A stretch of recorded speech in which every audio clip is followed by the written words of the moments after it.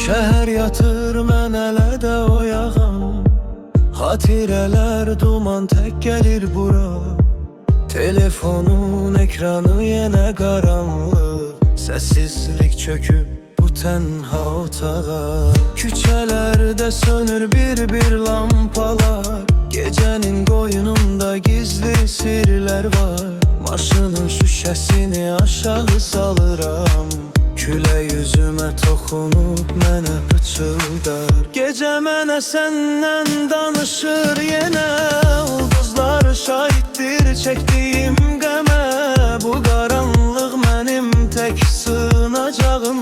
Ruhum qovuşur bu sərin məhə.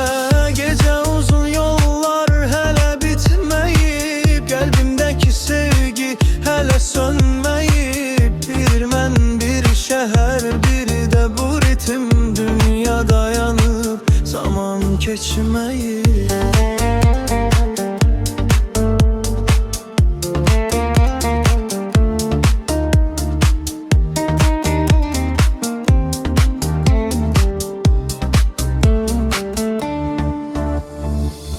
Neon ışıqları altında təkəm. Sanki bir filmdə başroldayam. Mən nə geri dönmək var, nə qaçmaq olar. Bu gecənin sehirində həbs olmuşam mən.